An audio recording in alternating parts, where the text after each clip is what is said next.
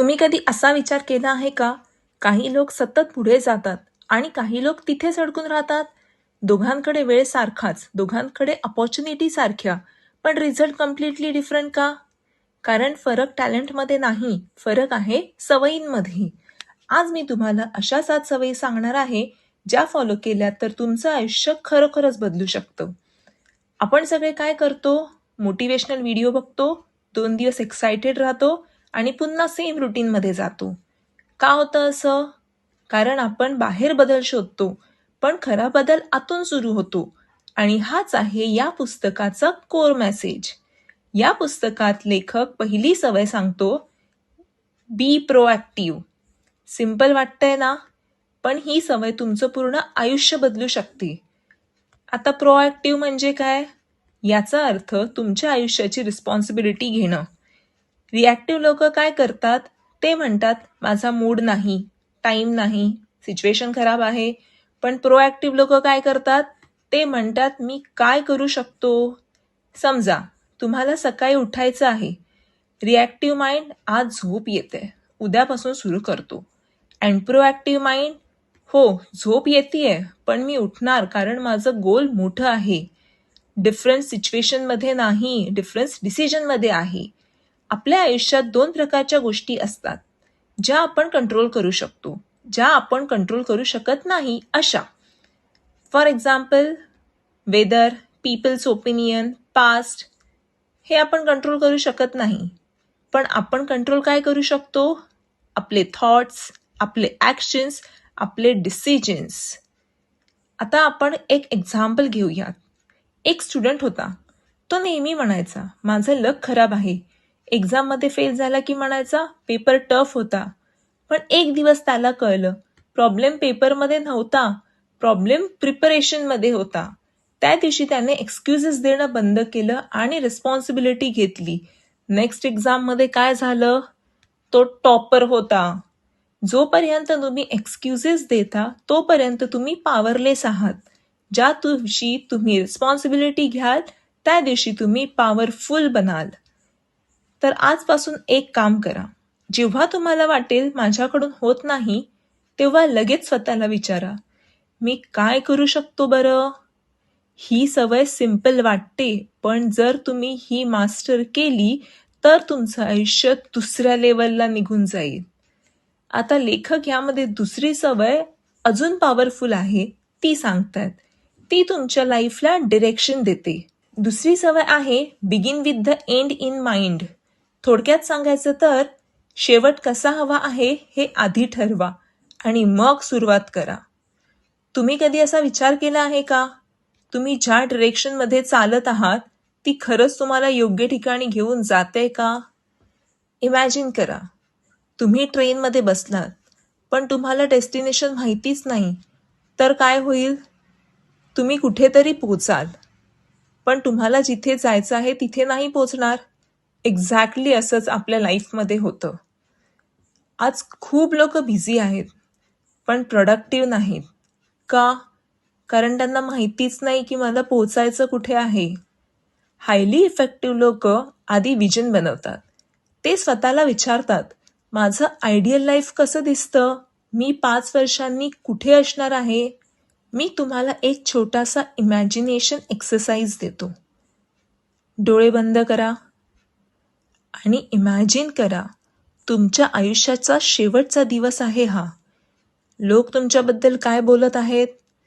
तो खूप मेहनती होता, ती खूप लव्हिंग होती, तो सक्सेसफुल होता. तुम्हाला जे ऐकायचं आहे तसं आयुष्य आजपासून जगायला सुरुवात करा. एक मुलगा इंजिनिअरिंग करतोय कारण सगळे करत आहेत.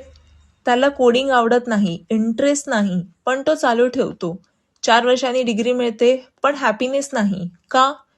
कारण त्याने एंड डिफाईन केलंच नव्हतं. दुसरा मुलगा, त्याला फोटोग्राफी आवडते. तो आधीच ठरवतो मला प्रोफेशनल फोटोग्राफर बनायचं आहे आणि त्यानुसार डिसिजन्स घेतो. Result, direction clear, motivation strong, growth fast. या सवयीचा एक पॉवरफुल रूल आहे, एव्हरीथिंग इज क्रिएटेड ट्वाइस. पहिल्यांदा तुमच्या माइंडमध्ये, दुसऱ्यांदा रिअल लाईफमध्ये. घर बांधायचं असेल तर पहिलं काय बनतं? ब्ल्यूप्रिंट आणि मग ॲक्च्युअल हाऊस. जर ब्ल्यूप्रिंट नसेल तर घर कधीच परफेक्ट बनणार नाही. जर तुम्ही तुमच्या लाईफचा ब्ल्यूप्रिंट बनवला नाही तर तुम्ही दुसऱ्यांच्या प्लॅनमध्येच जगत राहाल. आज एक काम करा, पेपर घ्या आणि लिहा. मला आयुष्यात काय व्हायचं आहे? मला कसं आयुष्य जगायचं आहे? मला लोकांनी कसं रिमेंबर करावं?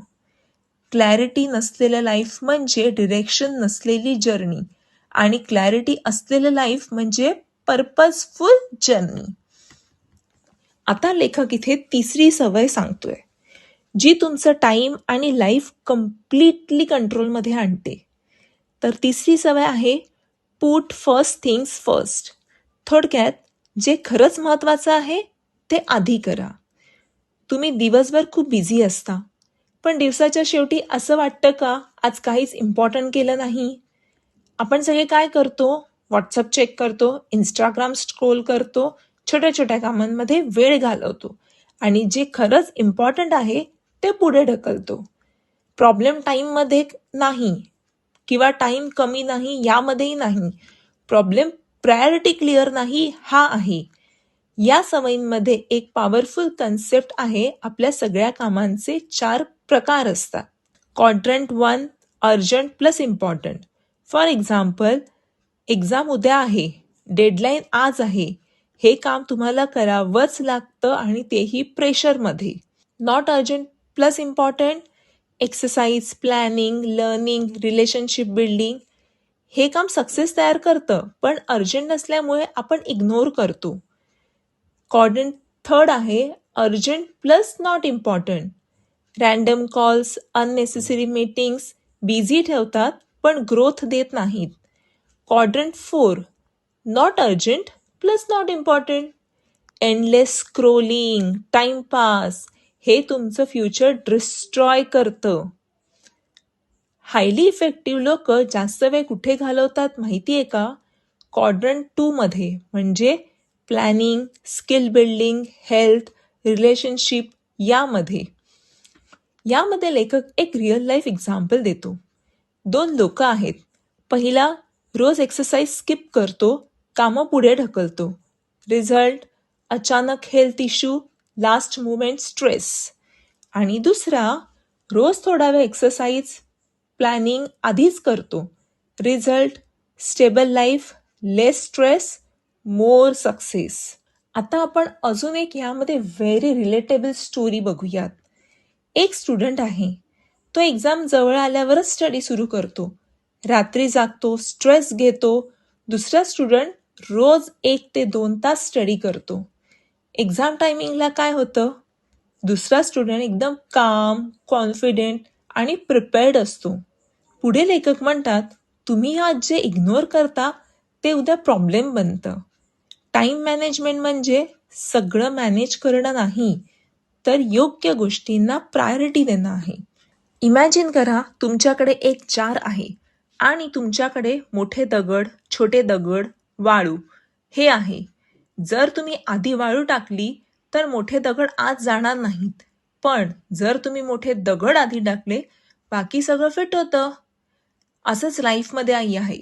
जर तुम्ही लाईफमध्ये इम्पॉर्टंट गोष्टी आधी ठेवल्या नाहीत तर लाईफ तुम्हाला अनइम्पॉर्टंट गोष्टीमध्येच अडकवून ठेवतो. आजपासून एक सिम्पल रूल फॉलो करा. डेली 3 मोस्ट इम्पॉर्टंट टास्क लिहा आणि ते पूर्ण केल्याशिवाय रेस्ट करू नका. सक्सेसफुल लोक जास्त काम करत नाहीत, ते योग्य काम करतात. आता आपण चौथी सवय पाहूयात. ही तुमच्या रिलेशनशिप आणि सक्सेस दोन्ही बदलणार आहे. चौथी सवय आहे थिंक विन विन. थोडक्यात मी जिंकतो आणि तूही जिंकतोस. आपण बहुतेक वेळा लाईफ कसं बघतो? मी जिंकलो तर तू हरलास, तू जिंकलास तर मी हरलो. पण खरंच सक्सेसचं असं असतं का? थिंक विन विन म्हणजे कॉम्पिटिशन नाही, कोलॅबरेशन आहे. सेल्फिश नाही, म्युच्युअल बेनिफिट आहे. शॉर्ट टर्म नाही, लॉंग टर्म थिंकिंग आहे. खरं सक्सेस म्हणजे एकट्याने वर जाणं नाही, सगळ्यांना सोबत घेऊन वर जाणं आहे. समजा तुम्ही बिझनेस करता, तुम्ही कस्टमरला फसवलं, शॉर्ट टर्म प्रॉफिट मिळेल, पण लॉंग टर्म ट्रस्ट निघून जाईल. पण हेच जर तुम्ही ऑनेस्ट डील केली तर कस्टमर पण हॅपी, तुम्ही पण हॅपी अँड रिलेशनशिप सुद्धा तुमचं स्ट्रॉंग बनणार आहे. विन विन माइंडसेट असलेले लोक विचार करतात की दोघांचाही फायदा कसा होईल. यावर लेखक एक एक्झाम्पल देतात. 2 मित्र आहेत, दोघांनाही एकच प्रमोशन हवं आहे. पहिला विचार करतो, मी जिंकायला पाहिजे, काहीही झालं तरी तो दुसऱ्याला डाऊन करतो. रिझल्ट, प्रमोशन मिळालं तरी रिलेशनशिप तुटतं. दुसरा विचार करतो, दोघंही ग्रो कसं होऊ शकतो, तो टीमवर्क करतो. रिझल्ट, ट्रस्ट वाढतो, फ्युचर ऑपॉर्च्युनिटी सुद्धा वाढतात. विन अँड लूज मध्ये इगो जिंकतो, विन विन मध्ये रिलेशनशिप जिंकतं. लेखक यावर एक कथा सांगतात. 2 डॉक्टर आहेत, त्यांच्याकडे पेशंट्स येतात. पहिला डॉक्टर पेशंट्स बोलवायच्या आधीच मेडिसिन्स देतो. दुसरा डॉक्टर पेशंटचं पूर्ण ऐकतो, प्रश्न विचारतो, सिच्युएशन समजून घेतो. तुम्ही कोणावर ट्रस्ट कराल बरं? ऑब्व्हियसली दुसऱ्यावर. या सवयींचा कोर आहे इम्पॅथी, दुसऱ्यांच्या शूजमध्ये जाऊन विचार करणं. समजा तुमचा एम्प्लॉई काम चांगलं करत नाही, तुम्ही लगेच बोलता, तू काम नीट करत नाहीस. पण जर तुम्ही विचारलं, तुला काही प्रॉब्लेम आहे का, तर कदाचित समजेल की तो स्ट्रेसमध्ये आहे, काही पर्सनल इश्यूज आहेत. जजमेंट करण्यापूर्वी अंडरस्टँडिंग करा, हे खूप महत्त्वाचं आहे. जेव्हा तुम्ही दुसऱ्याला जेन्युअनली समजून घेता, ते आपोआप तुम्हाला ऐकायला तयार होतात. एक सिम्पल ट्रिक, कोणी काही बोललं तर लगेच रिप्लाय देऊ नका. त्यांचं बोलणं रिपीट करा. म्हणजे तुला असं वाटतंय की यामुळे ट्रस्ट वाढतो, मिसअंडरस्टँडिंग कमी होते. Poor connection destroys relationship, strong listening builds them. Husband and wife argument, दोघे प्रूफ करतात मी बरोबर आहे. रिझल्ट, फाईट वाढतं. पण जर एकाने शांतपणे घेतलं तर सिच्युएशन 50% कंट्रोलमध्ये येते, शांत होते. कधी कधी सायलेंट राहणं आणि ऐकणं हेच स्ट्रॉंगेस्ट रिस्पॉन्स असतं. आजपासून एक हॅबिट, कोणीतरी बोलत असेल तर इंटरप्ट करू नका, पूर्ण ऐका आणि मगच बोला. लोकांना इम्प्रेस करण्यापेक्षा कनेक्ट करणं खूप महत्त्वाचं आहे आणि कनेक्शन लिसनिंगमधूनच येतं. आता लेखक 6व्या सवयीकडे वळतो. ही टीम वर्क आणि ग्रोथला नेक्स्ट लेवलला घेऊन जाते. 6वी सवय आहे सिनर्जाइज. थोडक्यात, टुगेदर वी आर बेटर. एकत्र येऊन आपण जास्त पॉवरफुल बनतो. तुम्ही कधी नोटीस केलं आहे का, काही टीम ॲव्हरेज लोकांनी बनवलेली असते पण रिझल्ट एक्स्ट्रा ऑर्डिनरी देतात, आणि काही टीम्स टॅलेंटेड लोकांनी भरलेली असते पण रिझल्ट 0. सिनर्जी म्हणजे 1+1=2 नाही. सिनर्जी म्हणजे 1+1=11. जे तुम्ही एकटे करू शकत नाहीत, हे तुम्ही एकत्र येऊनच करू शकता. इमॅजिन करा, एक प्रोजेक्ट आहे, तुम्ही एकटे काम करता, तुमच्या नॉलेजपर्यंत मर्यादित, पण टीमसोबत काम करता. यामुळे काय होतं, नवीन आयडियाज येतात, डिफरंट पर्स्पेक्टिव्ज होतात आणि बेटर सोल्युशन मिळतं. आपण काय करतो, जो आपल्यासारखा विचार करत नाही त्याला रॉंग मानतो. पण हायली इफेक्टिव्ह लोक काय करतात, डिफरन्सेसला रिस्पेक्ट करतात. डिफरन्स म्हणजे प्रॉब्लेम नाही, तर ती अपॉर्च्युनिटी आहे.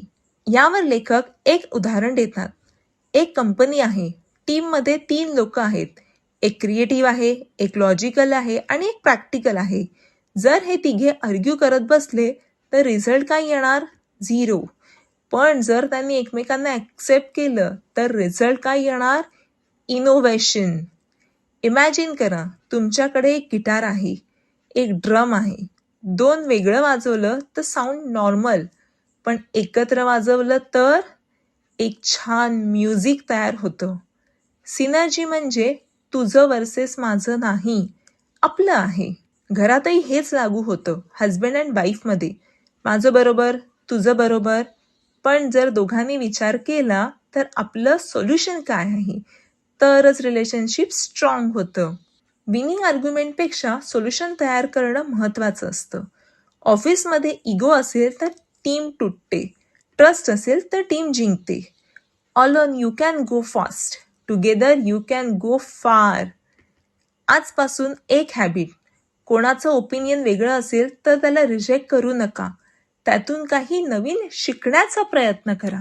तुम्ही किती स्मार्ट आहात हे महत्त्वाचं नाही. तुम्ही इतरांसोबत कसं वर्क करता हे महत्त्वाचं आहे. आता लेखक शेवटच्या सवयींकडे वळतो. हे तुमचं कम्प्लीट लाईफ बॅलन्स करते आणि तुम्हाला लॉंग टर्म सक्सेस देते. 7वी सवय आहे शार्पन द सॉ. थोडक्यात स्वतःला सतत इम्प्रूव्ह करत राहा. रिचार्ज व्हा, ग्रो अप व्हा, रिपीट करा. तुम्ही कधी असा विचार केला आहे का, मी खूप मेहनत करतोय पण ग्रोथ का होत नाही? इमॅजिन करा, एक माणूस जंगलात झाड कापतोय. तो सतत कुऱ्हाड मारतोय, पण ब्लेड ब्लंट झालाय. कोणी त्याला सांगतं थोडा वेळ घे, कुऱ्हाड शार्पन कर. तो म्हणतो माझ्याकडे वेळ नाही, मला काम करायचे आहे. तो जितका जास्त काम करतो तितकं काम स्लो होतं. आपणही लाईफमध्ये हेच करतो, काम काम काम, पण स्वतःवर काम कधीच करत नाहीत. शार्पन द सॉ म्हणजे तुमच्या लाईफचे 4 एरियाज इम्प्रूव्ह करणं. कुठले 4? Physical, mental, emotional, spiritual. फिजिकलमध्ये काय येतं? Exercise, proper sleep, healthy food. Body strong असेल तर एनर्जी हाय राहते. मेंटलमध्ये काय येतं? Reading, learning, new skill. Mind sharp असेल तर डिसिजन बेटर होतात. इमोशनल किंवा सोशलमध्ये काय येतं? Relationships, family time, friends. Strong relationship is equal to strong life rule. आणि चौथं स्पिरिच्युअल, इनर पीस. ह्यामध्ये येतं meditation, self reflection, purpose. Inner peace नसल्याशिवाय बाहेरचं सक्सेस इनकम्प्लीट आहे. लेखक यावर एक उदाहरण देतात. एक एम्प्लॉई आहे, तो 12 तास काम करतो. No exercise, no learning, no family time. काही वर्षांनी काय होतं? Stress, health issues, burnout. दुसरा एम्प्लॉई आहे, रोज 30 मिनिटं एक्सरसाइज, रोज 20 मिनिटं रीडिंग, फॅमिलीला टाईम. रिझल्ट काय? Balance life, long term success and happiness. Success म्हणजे फक्त पैसा नाही. सक्सेस म्हणजे बॅलन्स लाईफ आहे. जर तुम्ही स्वतःला अपग्रेड केलं नाही तर तुमचं लाईफ डाऊनग्रेड होतं. आजपासून एक सिम्पल रूल. रोज 1 तास स्वतःसाठी इन्व्हेस्ट करा. 20 मिनिटं बॉडी, 20 मिनिटं माइंड, 20 मिनिटं सोल. काम थांबवून स्वतःवर काम करणं ही वीकनेस नाही, ही स्मार्टनेस आहे. तर या होत्या 7 सवयी, ज्या तुमचं आयुष्य कम्प्लिटली बदलू शकतात. आपण आता रिकॅप पाहूयात. बी प्रोॲक्टिव्ह म्हणजे रिस्पॉन्सिबिलिटी घ्या. Begin with end mind, direction ठरवा. Put first thing first, priority ठेवा. थिंक विन विन, रिलेशनशिप जिंका. सीक टू अंडरस्टँड, ऐका. सिनर्जाइज, एकत्र ग्रो व्हा. शार्पन द सॉ, स्वतःला अपग्रेड करा. हे व्हिडिओ बघून काहीच बदलणार नाही जोपर्यंत तुम्ही ॲक्शन घेत नाहीत. सक्सेस हे एकदम मिळत नाही, तो सवयींमधून तयार होतो. जर तुम्हाला असेच पॉवरफुल कंटेंट पाहायचे असतील तर चॅनेलला सबस्क्राईब करा आणि व्हिडिओला शेअर करा आणि कमेंटमध्ये लिहा आजपासून मी कोणती सवय सुरू करणार आहे. तुमचं आयुष्य बदलण्याची पॉवर ही फक्त आणि फक्त तुमच्या सवयींमध्येच आहे. धन्यवाद.